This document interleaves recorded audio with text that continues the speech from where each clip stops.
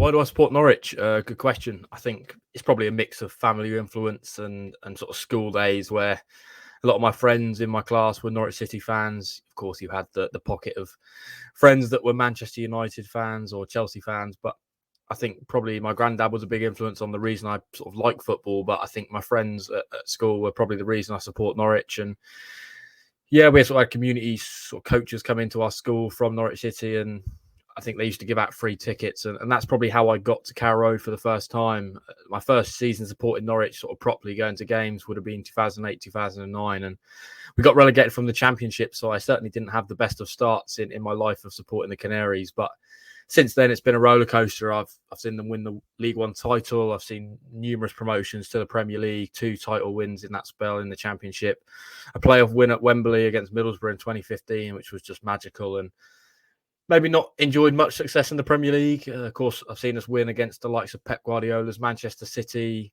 seen us win at Old Trafford, some really big stadiums. I think for me, that's probably the memories I take, and probably the sort of memories that maybe football fans that support the top 6 or sort of maybe top half Premier League teams don't really appreciate. I think the joy that can bring, and some of the memories I've made, through supporting Norwich and my friends sort of going to games has been something I'll cherish for the rest of my life. And it's actually led to me getting a job professionally covering the football club, which was always a dream of mine, probably from quite a young age, and to now achieve it and sort of go to games and be so involved in the football club, has been really, really good.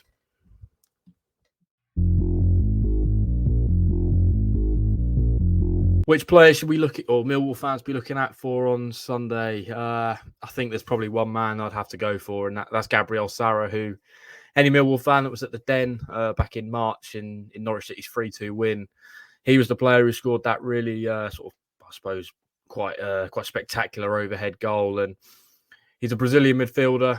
He's only 23. We brought him in for €6 million last summer from Sao Paulo, and when he first came in, struggled to adapt to probably English football, and I suppose the English culture, it's so drastically different from Brazil.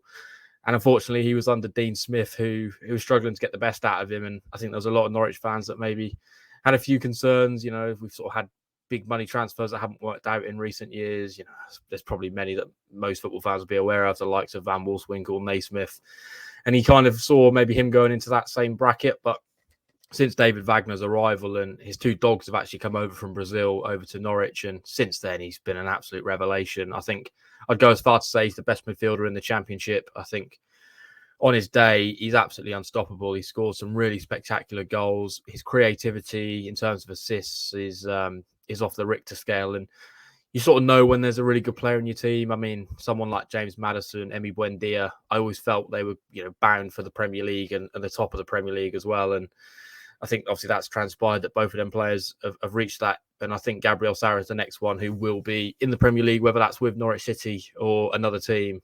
I certainly think within the next couple of years, he's the next one on the sort of conveyor belt who's gonna reach the big time. I think the other one Millwall fans maybe won't like me mentioning is Josh Sargent, who of course got the 2 goals at Carrow Road against Millwall last summer. A USA international, very young. We paid good money for him, £8 million in 2021 from Werder Bremen. He struggled in the Premier League, just 2 goals. Both of them came at Vicarage Road against Watford. And I think a lot of Norwich fans probably felt he was another one in the bracket of sort of wasted money. But last season in the Championship, he started on fire. He scored, I think it was 11 goals before the World Cup break. He then went off to the World Cup with the USA, played against the likes of England. And I think most Norwich fans felt, yep, this is his time. He's going to come back and kick on again. Fortunately, it didn't really work out that way. I think he was probably in the shadows of Teemu Pukki. He spent a lot of time having to play out wide, which is maybe not his preferred or natural position. But yeah, he started this season very strongly. Of course, Teemu Pukki has departed. So Josh Sargent's taken the number 9 shirt, and he's going to be the man who's playing through the middle, and a goal and an assist already this campaign. And I think this is the one where maybe if he gets 20 goals, Norwich will be, probably in the playoffs or potentially even looking for automatics. And that's probably the key. I think even if he, scores those kind of levels of goals and Norwich don't go up, he'll be another one who will maybe be looking for a sort of top tier, club across Europe. So intrigued to see how he gets on this season, but they're probably the 2 players that I'd be picking out for Sunday's game.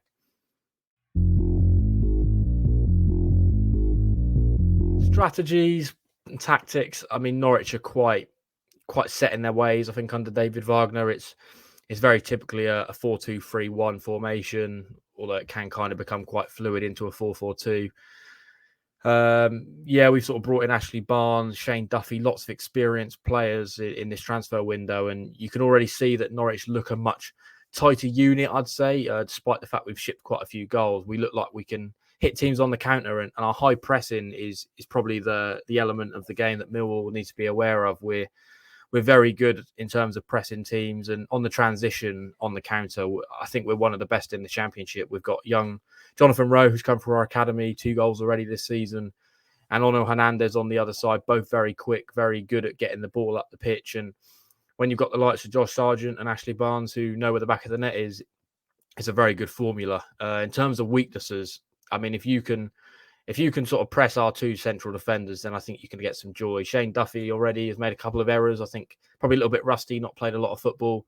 Ben Gibson, a lot of Norwich fans have a few reservations about. And yeah, ultimately we've already shipped 5 goals this season, so in 2 games. So that probably tells you where our weaknesses are. I think if you can come down to Carrow Road and get an early goal, that's probably going to be crucial. I think if you give us the lead, we typically go on to win games. So I think that's probably where I'd say.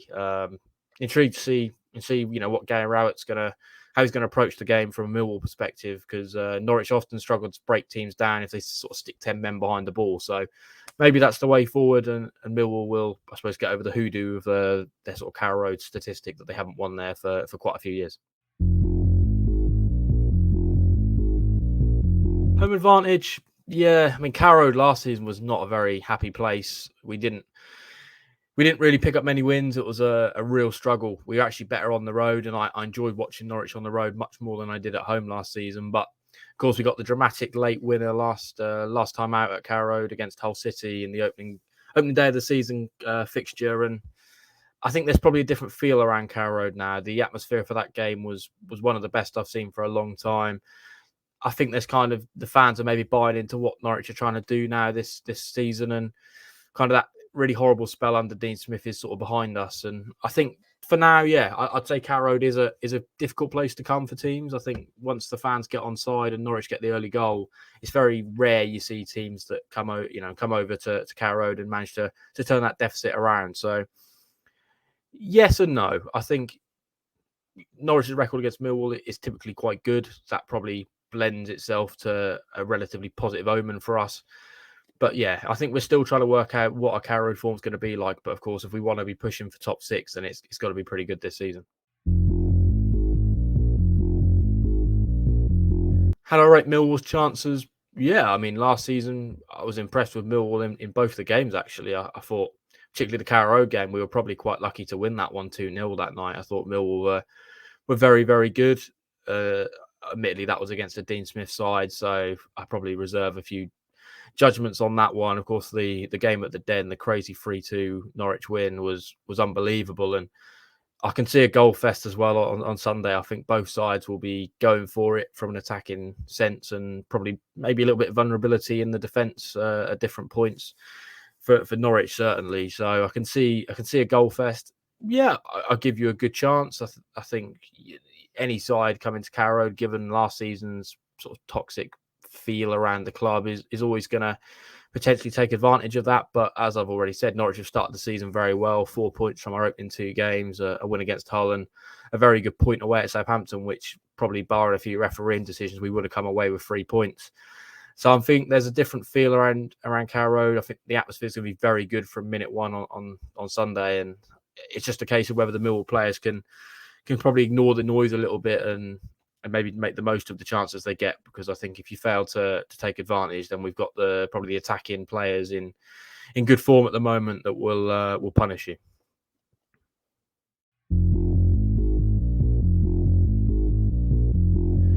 In terms of domination, I mean, Norwich have evolved a lot from the days of Daniel Farker, where we probably starved teams of the ball. We were very heavy in terms of our ball possession.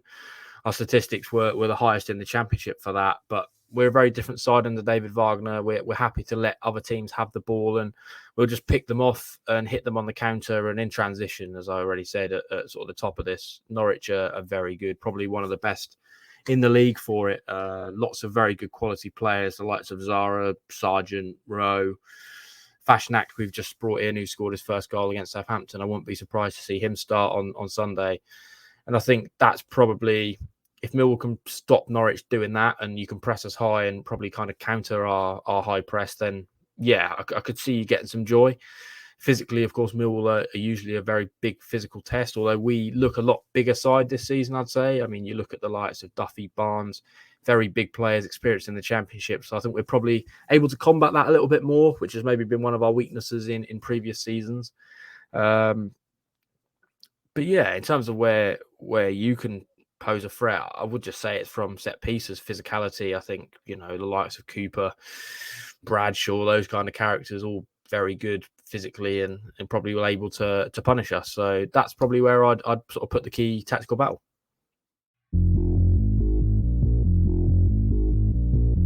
Local specialities. I think I'd probably have to say the Chroma Crab if I'm going more Norfolk based, I suppose. Well renowned. I mean, you can sort of get a Chroma Crab almost anywhere. I think if you go sort of a fishmonger's or a supermarket, maybe even as well. Yeah, if you're into that, if you're into your seafood, I think Norfolk's probably very well documented that their seafood is very good. Even the likes of mussels over in Brancaster, which is another Norfolk coastal town. Yeah, where you can pick them up in Norwich. I think probably your best bet is to probably go to the supermarket. If I'm being honest, there probably is restaurants in Norwich, seafood restaurants that you can go and try, which will probably have the Chroma Crab on the menu. But yeah, I'd say that's probably the speciality. But anything really that's kind of Norfolk meat based, or we have the likes of Bernard Matthews for turkey. So I suppose if you want to get your Christmas dinner in early, then maybe that's the way to go. But yeah, I think probably beer actually is ironically Norfolk beer. We've got a lot of breweries. That's a good place to go if you want a local pint. Lots of our pubs we'll all do sort of a different local Norfolk beer on draft, and some of them are really, really nice and probably a good good way to get an away day started.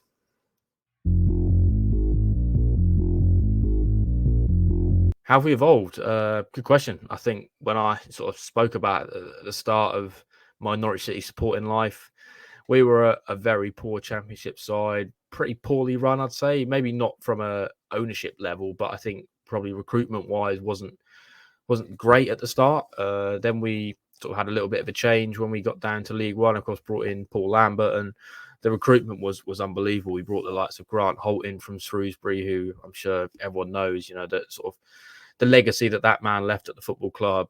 Wes Houlihan, a great player, and I think back then we were just a very good unit of a side. Team spirit, the spirit around the football club and the fans was probably what got us over the line in most games. Then we sort of had difficult spells in the Premier League, and we brought in Stuart Webber in 2017, and the club very heavily evolved. We brought in Daniel Farker, of course, and we went from sort of being a very heavily British-based club to bringing in a lot of German players for the first time. The likes of Zimmerman, Tribal, Leitner, Stiepermann, players that ultimately won us the Championship at a canter. And I think the football we were playing under Daniel Farker, so attacking, so high possession, was something I'd never seen at Norwich. Almost kind of Pep Guardiola-esque of the Championship, I suppose, if you want to bracket it like that. And I think probably the fans really bought into it, and that German culture almost, the kind of after game celebrations, the waves that Farker used to do in front of the Barclays stand, which is kind of our noisy area, I'd say. I think the unity that we had at that point was unbelievable, off the scale. But in recent years, under Dean Smith particularly, we went away from that. We tried a different method to try and stay in the Premier League. It didn't work. The fans didn't buy into Dean Smith. He didn't buy into the football club. And it all became quite toxic. And even at the end of last season, when we brought in David Wagner, results weren't great for us, just 1 win in 11. And it wasn't a nice place to go to Carrow Road. I think the fan culture, a lot of fans were sort of booing. Fans were leaving games early. They weren't going to games because they didn't feel an attachment almost to what Norwich were trying to do on the pitch. But I think this summer it's almost like a clean slate, and you can kind of feel something building a little bit under the surface again. And I'll whisper it quietly because some people might not even get to this point in the video, but I think Norwich are onto something this season, and I'm intrigued to see where it's going to go. And I'm happy with the way it's looking.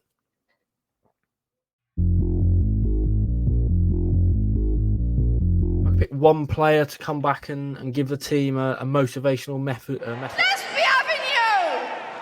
before games,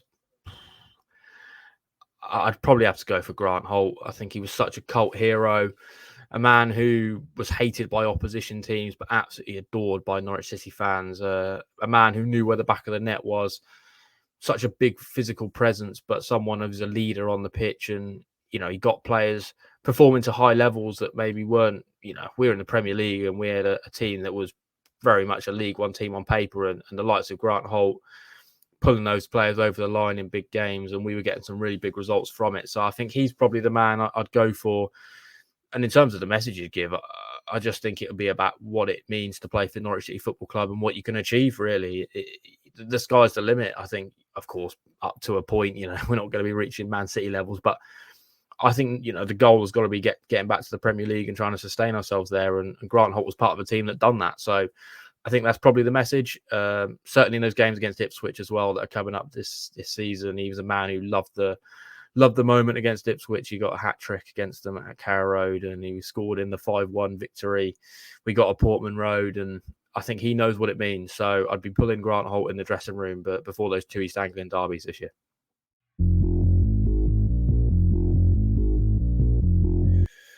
Pub crawl. I think Norwich is well renowned for its pubs.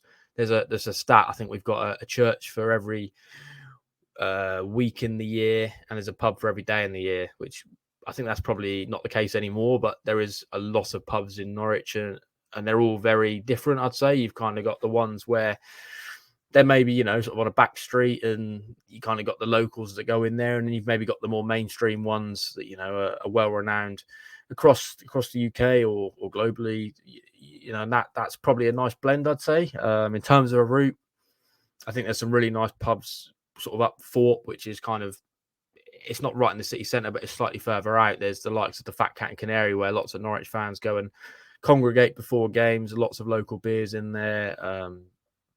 Same with the Coach and Horses by the train station and the Angler by the train station. Lots of local beers.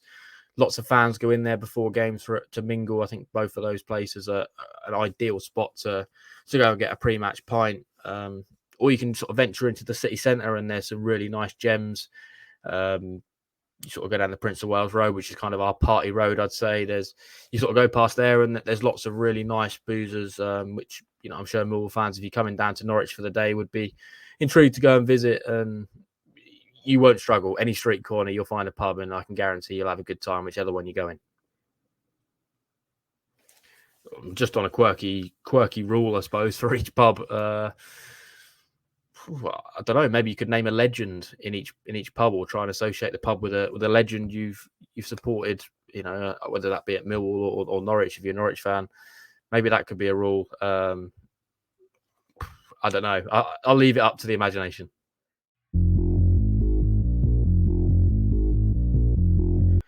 If I could swap one player from our team for a player in the Millwall squad, I think it'd be Zian Fleming, a player who I was incredibly impressed with in both games last season.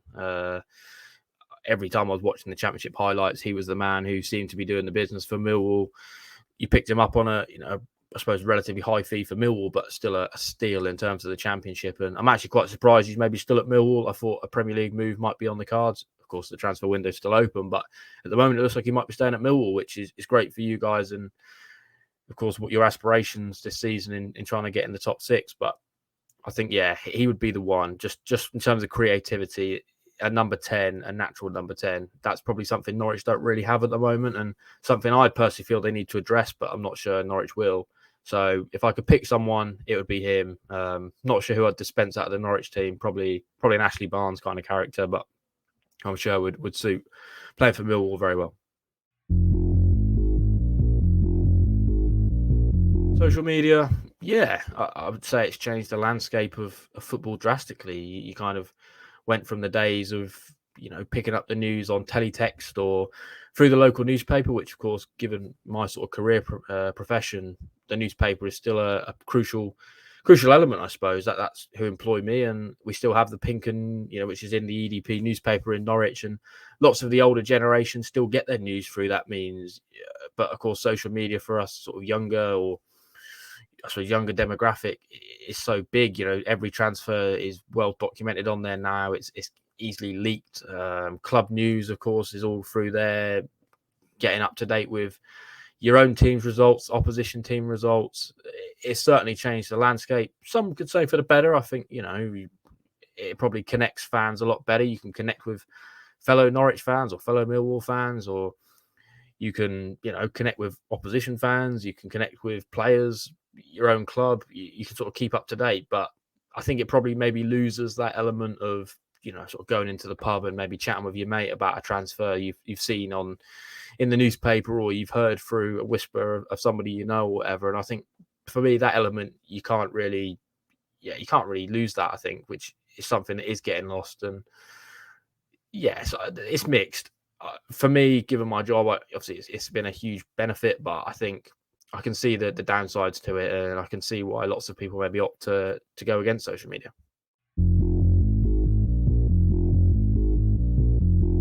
What's our show called, and how long are we doing it? The Pink 'Un is who I'm employed by.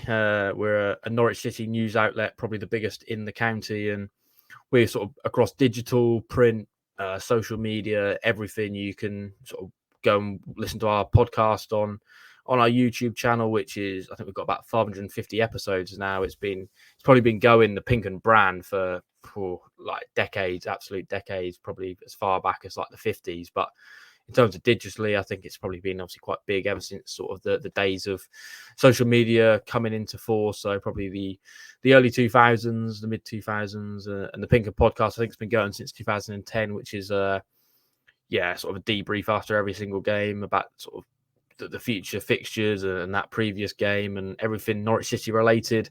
We do preview shows, opposition previews with opposition fans. We speak to the managers. It's everything you want really is on the Pink 'Un YouTube channel or at pinkun.com website. Or of course, if you're in Norwich and you want to pick up a local newspaper, then we're in the evening news and the EDP.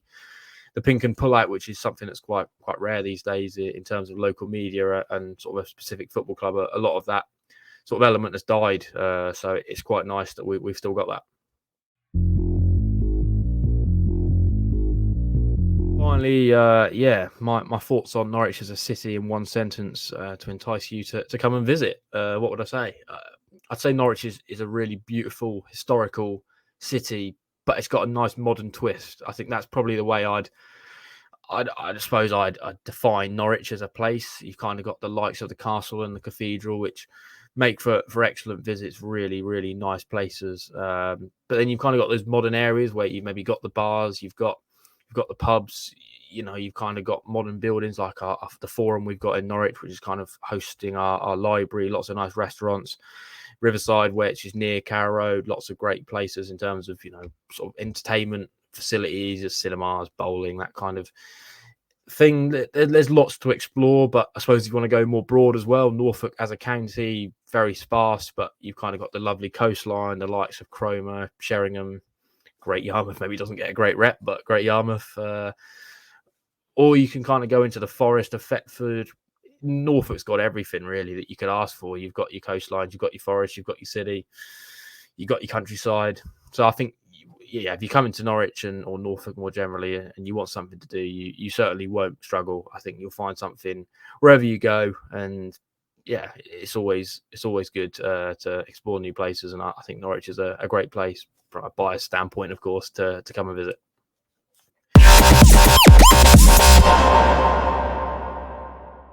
With that, I think that rounds off all the questions. I just want to say a massive thank you to that Millwall pod for, of course, inviting me on, and I'm really looking forward to Sunday's game now. Of course, the clock is ticking down, and we've actually got a cup tie tonight against QPR, so intrigued to see how we get on in that. And the big one's on Sunday, and fingers crossed from our perspective, we can keep our good season so far rolling on.